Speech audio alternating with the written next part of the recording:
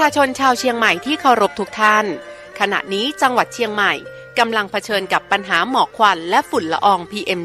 2.5 ที่ส่งผลกระทบต่อสุขภาพของประชาชนอย่างรุนแรงสาเหตุหลักมาจากการเผาในที่โล่งด้วยเหตุนี้จึงขอความร่วมมือจากพี่น้องประชาชนทุกท่านงดการเผาในที่โล่งทุกชนิดตั้งแต่วันที่ 1 มกราคมถึง 15 พฤษภาคม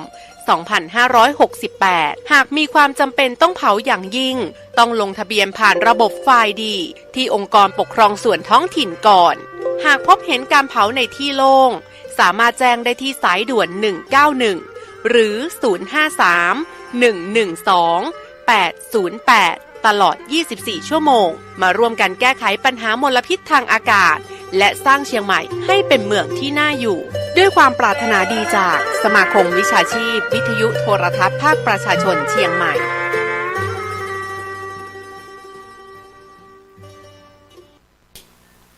ขอความนอบน้อมของข้าพเจ้าจงมีแด่พระรัตนตรัยเจ้าสามประการพระรัตนตรัยองค์ที่หนึ่งคือพระพุทธเจ้า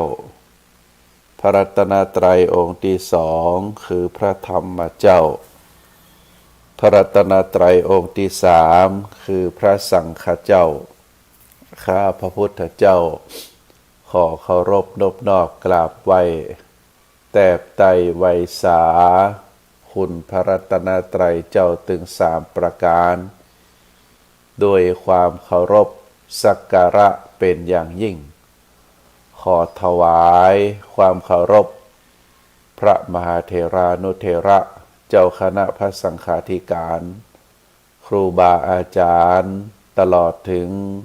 พระภิกษุหนุ่มสามเณรน้อยจุตนจุองค์ขอเจริญพรศรัทธาญาติโยมนักศีลนักบุญผู้ที่กำลังรับฟังรายการทุกท่านต่อจากนี้ไปอัตมาภาพพระครูปริยัติกิจจาภิวัตรสำนักวัดพระสิงห์อำเภอเมืองจังหวัดเชียงใหม่ก็จะได้น้อมนำเอาสารธรรมคติธรรมชาดกธรรมในต่างพระพุทธศาสนามามอบเป็นธรรมบรรณาการอาหารใจ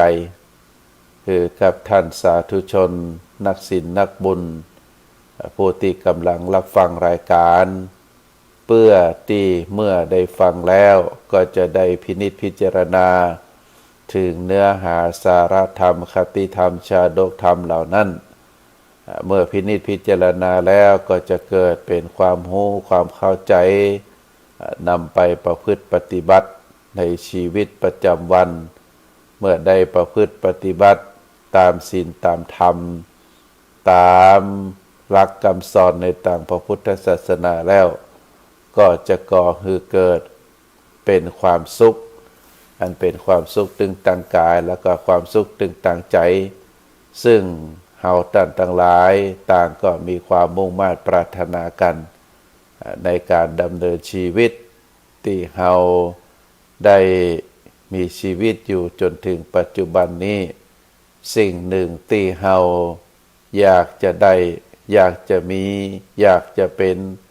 ก็คือความสุข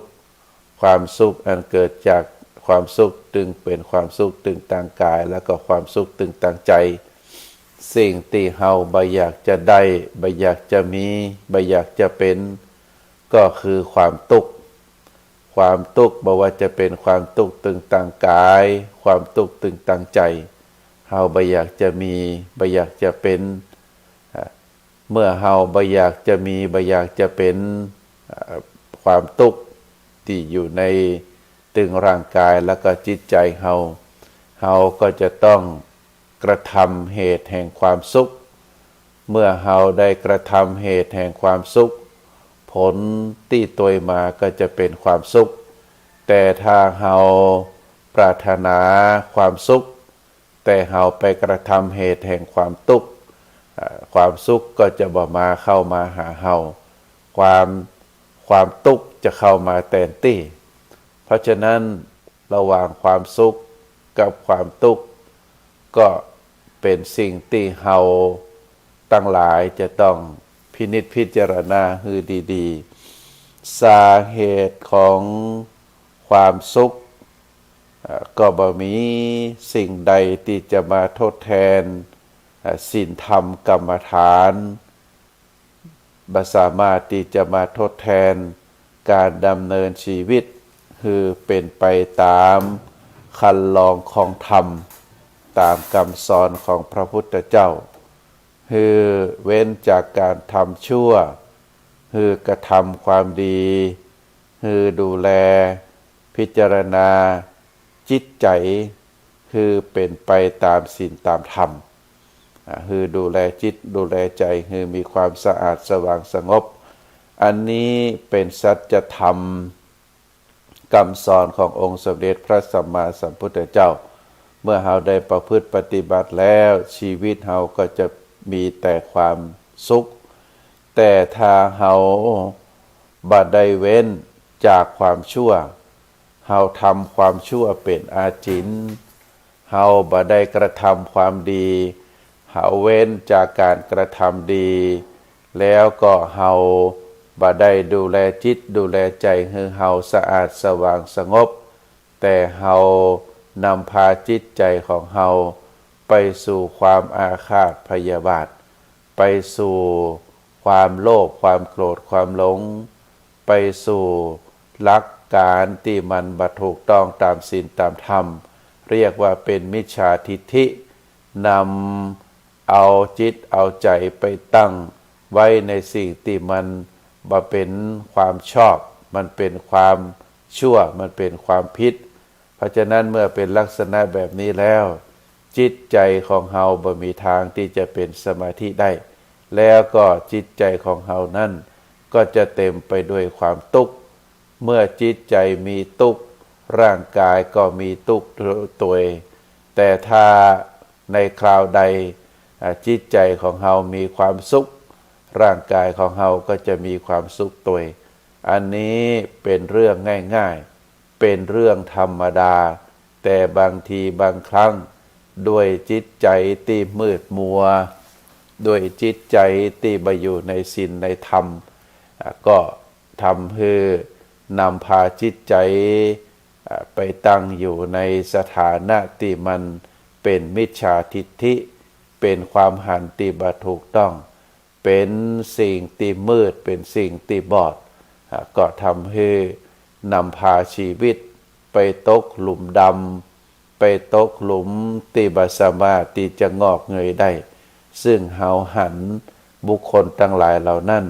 อยู่ทั่วไปอยู่ทั่วไปที่เป็นชีวิตที่มีแต่ความทุกข์เพราะฉะนั้นท่านสาธุชนทั้งหลายในวาระที่ขึ้นปีใหม่ในช่วงเทศกาลปีใหม่หรือเลยปีใหม่มาประเมินเท่าใดสิ่งที่เฮาท่านทั้งหลายจะต้องพินิจพิจารณาให้ดีๆก็เพื่อที่จะให้ชีวิตของเฮานั้นเป็นชีวิตที่มีความสุขตามที่กล่าวมาสิ่งหนึ่งที่เป็นสัจธรรมเป็นความจริงเป็นคำสอนขององค์สมเด็จพระสัมมาสัมพุทธเจ้าซึ่งพระองค์ได้กล่าวไว้กล่าวไว้ให้เฮาท่านทั้งหลายได้พินิจพิจารณาพระพุทธองค์ได้ตรัสว่าเวลาเมื่อผ่านไปแล้วย่อมบ่คืนกลับแต่ละนาทีแต่ละวินาทีแต่ละนาทีผ่านไปชั่วโมงผ่านไป1 วันผ่านไปสัปดาห์ผ่านไป1 เดือนแล้วก็ผ่านไปเป็นปี365 วันหรือประมาณ48-49 สัปดาห์หรือจะผ่านไป1 ปีก็แล้วแต่สิ่งหนึ่งที่เป็นสัจธรรมก็คือวันเวลาเหล่านั้นเฮาบ่สามารถที่จะฮ้องปิกได้บ่สามารถที่จะเรียกคืนมาได้พลังงานแสงอาทิตย์ ที่สาดส่องทุกวันทุกวัน พลังงานลมที่พัดผ่านทุกวันทุกวันนักวิทยาศาสตร์สามารถที่จะเก็บพลังเหล่านั้นเอาไว้ใจเอาไปสอยได้อย่างที่เฮาได้หันทั่วไปปัจจุบันนี้มักนิยมกันก็คือพลังงานแสงอาทิตย์เฮาได้ตั้งแผงโซลาร์เซลล์เพื่อที่จะเก็บพลังงานของแสงอาทิตย์นั้นไว้เมื่อดวงอาทิตย์ลับขอบฟ้าไปแล้วเฮาก็สามารถที่ใช้พลังงานเหล่านั้นมาเป็นแสงสว่างได้พลังงานลมก็เช่นเดียวกันเฮาก็จะหันว่าแต่ละหลายพื้นที่ที่มีลมพัดผ่านได้ติดตั้งกังหันลมแล้วก็แปรสภาพพลังงานลมที่ได้ปัดเครื่องกังหันลมเหล่านั้นได้กลับกลายมาเป็นพลังงานไฟฟ้าเอามาใช้สอยให้เกิดประโยชน์ต่อประชาชนได้อันนี้สามารถที่จะเก็บได้แต่ว่าตรงกันข้ามการเวลาที่ผ่านไปแต่ละวันบ่สามารถที่จะมีหน่วยงานไหนเก็บวันเวลานั้นแล้วเอามาใช้สอยให้เกิดเป็นประโยชน์ได้บ่สามารถที่จะเก็บไว้ได้เพราะฉะนั้นก็เป็นสัจธรรมอันที่หนึ่งว่าเวลาเมื่อผ่านไปแล้วบ่สามารถที่จะกลับคืนมาได้ประการที่สองกระจกเมื่อเฮาส่องย่อมสะท้อนหันตามความเป็นจริงกระจกเมื่อเฮาส่องย่อมสะท้อนตามความเป็นจริงอันนี้ก็เป็นสัจธรรมกระจกที่เฮาได้ส่องหน้าส่องตัวส่องร่างกายของเฮาได้หันตามความเป็นจริงบางทีบางครั้งรูปภาพที่ถ่ายจากกล้องถ่ายรูปมีแอปหรือมีวิธีการที่ช่วยให้รูปร่างหน้าตานั้นมาเป็นไปตามความเป็นจริงอย่างนักแสดงต่างหลายที่ได้แสดงไปแล้วก็ทำให้กล้องถ้าได้ใช้กล้องมุมกล้องนั้นตกแต่งสร้างเสริมความน่าดูน่าชมเฮาได้หันตัวจริงก็เป็นแห่งแบบหนึ่งได้หันในรูปภาพก็เป็นแห่งแบบหนึ่งอันนั้นเป็นสภาพที่มีเครื่องช่วย อุปกรณ์ช่วยให้ได้เติมสีเติมหน้าเติมตาให้แปลกไปจากเดิมให้งามไปจากเดิมให้สวยไปจากเดิมหรือสวยกว่าที่เฮาเป็นอยู่ตามสภาพจริงอันนั้นเป็นเรื่องกล้องถ่ายรูปหรือเครื่องไม้เครื่องมือที่ช่วยแต่งได้แต่ว่ากระจกเงาที่ส่องสะท้อนรูปร่างหน้าตาเฮาก็บ่สามารถที่จะให้เป็นไปอย่างอื่นได้ย่อมสะท้อนตามความเป็นจริงอันนี้ก็เป็นสัจธรรมข้อที่สองสัจธรรมข้อที่สามกรรมเมื่อเฮาได้ทำอย่างใดไปก็ย่อมจะได้อย่างนั้นอันนี้เป็นสัจธรรมข้อที่สามกรรมคือการกระทำบ่ว่าจะเป็นการกระทำทางกายเป็นการกระทำหรือเป็นอู้ทางวาจาแล้วก็เป็นความคิดทางใจถึงสิ่งประการนี้กระทำทางกายพูดทางวาจาคิดทางใจสิ่งประการนี้เมื่อเฮาคิดในสิ่งที่ดีผลที่ตยมาก็ย่อมจะเป็นสิ่งที่ดีกรรมอูกรรมจาเมื่อเฮาได้อูกรรมที่เป็นปิยวาจาเป็นกรรมอ่อนหวานเป็นกรรมจริงเป็นกรรมที่ตรงไปตรงมาเป็นกรรมที่ก่อให้เกิดความสมัครสมานสามัคคีเป็นกรรมที่ อู้ไปแล้วก่อให้เกิดความฮักก่อให้เกิดความเคารพนะเราเรียกว่าเป็นสัจจะวาจาเป็นความจริงเป็นกรรมที่บาเบียดเบียนเป็นกรรมที่บาส่อเสียดเป็นกรรมก่อให้เกิดความสมัครสมานสามัคคีอันนี้ก็ถือว่าเป็นกายะเป็นวจีกรรมเป็นวจีกรรมแล้วก็มโนกรรมก็คือความคิดที่บโลภอยากได้ของคนอื่นความคิดที่เต็มไปด้วยความเมตตาบ่ผูกอาฆาตพยาบาทความคิดติดตั้งไว้ตามความเป็นจริงตรงตามความเป็นจริงถูกต้องตามหลักความจริงซึ่งเราเรียกว่าเป็นสัมมาทิฏฐิเพราะฉะนั้นถึง3สิ่ง3ประการนี้เราเรียกว่าเป็นกายกรรมวจีกรรมมโนกรรมเมื่อเราได้กระทำกายกรรมดีได้อูวจีกรรมดีได้คิดเป็นลักษณะที่เป็นมโนกรรมดีเฮาก็ถือว่าเฮาได้ทำดีได้ทำกรรมดีเมื่อเฮาได้ทำกรรมดีแล้ว ผลที่ตยมาก็จะเป็นความดีตามที่กล่าวมาก็คือเกิดความสุขเกิดคือความสบายใจท่านสาธุชนทั้งหลายความจริงที่กล่าวมานี้เป็นสัจธรรม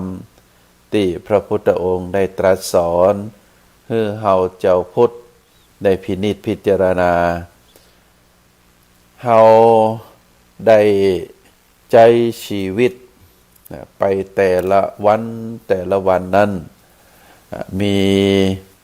เรียกว่าเป็นข้อคิดที่นักปราชญ์เปิ้นได้กล่าวไว้ว่าพญายักษ์ตนหนึ่งนามีตาสองข้างข้างหนึ่งสว่างข้างหนึ่งลิบลี่ พญายักษ์ตนนี้มีปากอยู่12ปากมีฟันไม่มากปากละ30ซี่พญายักษ์ตนนี้กินสัตว์ทั่วปฐพีพญายักษ์ตนนี้ชื่อว่าอะไรเป็นคำถามคือเฮาได้ถามว่า สิ่งที่เปิ้นได้กล่าวว่าเป็นพญายักษ์ที่กินสัตว์ทั่วปฐพีหมายความว่าสัตว์ทุกตัวในผืนแผ่นดินนี้ก็จะถูกยักษ์ตัวนี้กินบ่เลือกว่าจะเป็นคนทุกข์คนยากบ่ว่าจะเป็นเศรษฐีมหาเศรษฐีราชาพระมหากษัตริย์ บ่ว่าจะเป็นคนหนุ่มคนสาวยักษ์ตัวนี้กินไปทั่วบ่เลือกเพราะยักษ์ตนนี้มีเขี้ยวใหญ่34แล้วก็มีปากอยู่ถึง12ปากแล้วก็มีตาอยู่2ข้างตาหนึ่งสว่างตาหนึ่งริบลี่ก็เป็นเรียกว่าเป็นสิ่งที่กล่าวขึ้นมาเพื่อให้เฮารู้ว่ายักษ์ตนนี้จริงๆแล้วก็คือการพระการก็คือการเวลานั่นเองที่ว่ามีตาข้างหนึ่งสว่างตาหนึ่งลิบลี่ก็เพราะว่าในแต่ละเดือนแต่ละปีก็จะมีข้างคืนข้างแรมโดยที่เฮานับตามสุริยคติข้างขึ้นข้างแรมคราวใดที่พระจันทร์ได้ส่องสว่างในเวลากลางคืนเฮาก็เรียกว่าข้างคืนข้างขึ้นถ้าในคราวใดที่พระจันทร์ได้ส่องแล้วในเวลากลางคืนแล้วแต่บ่มีดวงจันทร์มืดมิดอันนั้นเฮาเรียกว่าข้างแรมอันนี้เป็นการเวลาข้างคืนข้างแรมยักษ์ตนนี้มีปากอยู่12ปากก็หมายความว่าปีหนึ่งนั้นเฮามีเดือนอยู่12เดือนแ แต่ละเดือนนั้นมีเวลาอยู่30 วันก็เหมือนกับปากดึงมีฟันอยู่34แล้วก็ตีว่ากินสัตว์ทั่วปฐพีก็หมายความว่าเมื่อการเวลาผ่านไปแล้วทุกชีวิตนั้นก็จะล่วงเลยไปตามกาลเวลาแล้วเมื่อถึงวาระสุดท้ายก็จะล้มหายตายจากไปเฮาก็เรียกว่าการเวลานั้นเป็นยักษ์เป็นอุปมาอุปไมยให้เฮาท่านทั้งหลายได้เข้าใจเพราะฉะนั้นเมื่อสภาพการเป็นลักษณะแบบนี้สิ่งที่เฮาท่านทั้งหลายจะต้องระมัดระวังก็คือการดำรงคงขันในชีวิตของเฮาคือเป็นไปตามหลักสัจธรรมก็คือชีวิตของเฮานั้นคือเป็นไปตามศีลตามธรรมคือตั้งอยู่ในศีลธรรมกรรมฐาน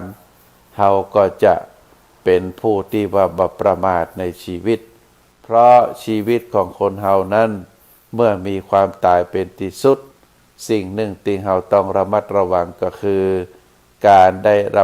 ดำรงคงตนคืออยู่ในศีลธรรมกรรมฐานด้วยความบ่ประมาทในวัยบ่ประมาทในบุญกุศลในคุณงามความดีบ่ประมาทในการประกอบอาชีพการงานอันนี้สำคัญที่สุดคือบ่ประมาทในวัยว่าเฮากำลังหนุ่มอยู่เฮากำลังแข็งแรงอยู่อันนี้ก็สิ่งที่เฮาหันมันก็บ่งบอกคือว่าในชีวิตของเฮาในอดีตของเฮานั้นประมาทหรือบ่ประมาทบางผู้บางคนก็มีความประมาทในการใจชีวิตอย่างเช่นได้อาตมาภาพได้นั่งฉันข้าวศรัทธาญาติโยมได้นั่งฉันข้าวกับพระสงฆ์องค์ข้าเจ้า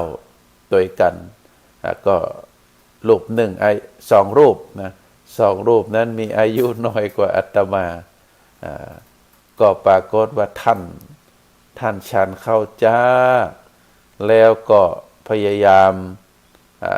ฉันในสิ่งที่มันย่อยง่ายเฮาก็ถามว่าเอาอย่างมาฉันจ้าเปิ้นก็บอกว่าเปิ้นมีปัญหาทางด้านฟันหรือเคี้ยวที่จะบดเคี้ยวอาหารเพราะสิ่งที่รับประทานเข้าไปนั้นบ่สามารถที่จะบดเคี้ยวได้เพราะฟันของท่านได้หลุดได้หล่อนไปอันนี้เปิ้นอายุน้อยกว่าอาตมาแต่อาตมานี่บ่ได้อวดนะแต่ว่าเคี้ยวนั้นหรือฟันนั้นยังอยู่ครบเฮาก็มานึกถึงการดูแลสุขภาพว่าในอดีตที่ผ่านมาได้รับสอนจากครูบาอาจารย์ต้องแปรงฟันก่อนจะนอนก็ต้องแปรงฟันฉันเข้าแล้วก็จะต้องแปรงฟันซึ่งก็ทำเป็นประจำก็ทำให้ฟันของเฮานั้นเรียกว่าบ่มีปัญหายังใจได้อยู่แต่2 รูปนั้นท่านอาจจะบ่ได้รับการปฏิบัติดูแลร่างกายโดยเฉพาะเรื่องการดูแลในช่องปากก็ทำให้มีปัญหาในเรื่องฟันเพราะฉะนั้นก็ถือว่าการดำรงชีวิตเฮาบ่ประมาทในวัยคำว่าประมาทในวัยนั้นเฮาอยู่ในวัยไหนเฮาก็ดูแลร่างกายให้ร่างกายนั้นมีความสมบูรณ์ในช่วงที่เฮาเป็นละอ่อนเป็นวัยที่เฮาต้องศึกษาห้ำเฮียนเฮาก็บ่ประมาทในการเฮียนได้นำพาชีวิตของเฮาให้ได้ศึกษาห้ำเฮียนตามสถานะตามวัยนั้นมาจนถึงปัจจุบันก็ทำให้เฮานั้นก็พอจะมีความรู้ความเข้าใจแล้วก็สามารถดำรงคงขันได้อย่างเป็นต้นเพราะฉะนั้นเป็นเรื่องสำคัญศรัทธาญาติโยมการบ่ประมาทในวัย การประกอบอาชีพการงานก็ดีพระพุทธองค์ได้ตรัสบอกว่าธรรมะคือชีวิต ธรรมะคือหน้าที่ธรรมะคือหน้าที่ก็คือไผก็แล้วแต่เราจะดูว่ามีธรรมะหรือบ่มีธรรมเป็นคนมีธรรมหรือบ่มีธรรมก็อยู่ที่ปฏิบัติหน้าที่แต่ละวันบางผู้บางคนมีหน้าที่นักหลายตำแหน่งหน้าที่ในสถานะทางสังคมหน้าที่ในฐานะที่เกิดมาตามธรรมชาติหน้าที่ตามธรรมชาติก็คือหน้าที่ของความเป็นพ่อเป็นแม่หน้าที่ของความเป็นลูกหน้าที่ของความเป็นพี่เป็นน้องนะต่อมาได้ทำการทำงานหน้าที่ในฐานะที่เป็นผู้บังคับบัญชาหน้าที่ในฐานะที่เป็นเพื่อนสหายหน้าที่ในฐานะที่เป็นผู้อยู่ใต้บังคับบัญชาเฮาก็จะต้องทำหน้าที่ของเฮาให้ดีที่สุดผู้ที่มีธรรมะก็คือผู้ที่ทำหน้าที่ของตนเองได้สมบูรณ์ด้วยความบกพร่องด้วยความซื่อสัตย์สุจริตบัทุจริตต่อหน้าที่แต่ถ้าไผนะบ่ามีธรรมะการประพฤติหน้าที่นั่นก็จะย่อหย่อนอย่างที่เฮาได้หันกันเป็นประจำเพราะฉะนั้นการที่เฮามีหน้าที่ก็คือบ่ประมาทในหน้าที่นั่นเองก็ถือว่าเป็นผู้ที่สามารถประกอบอาชีพการงานในหน้าที่ของตนเองได้อย่างสมบูรณ์แบบตามที่กล่าวมาในเบื้องต้นก็คือเฮาบ่ประมาทในการประกอบคุณงามความดีเฮาบ่ประมาทในวัยบ่ประมาทในการทำหน้าที่การงานแล้วก็สิ่งหนึ่งที่เฮาบ่ลืมบ่ละบ่ประมาทในใดในการก็คือ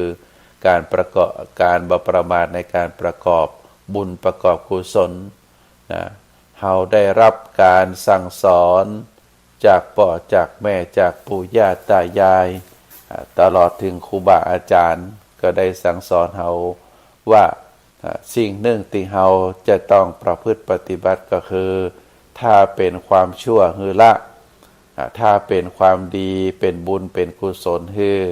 มันประกอบมันกระทำเพราะฉะนั้นบุญเป็นสิ่งที่เฮาจะต้อง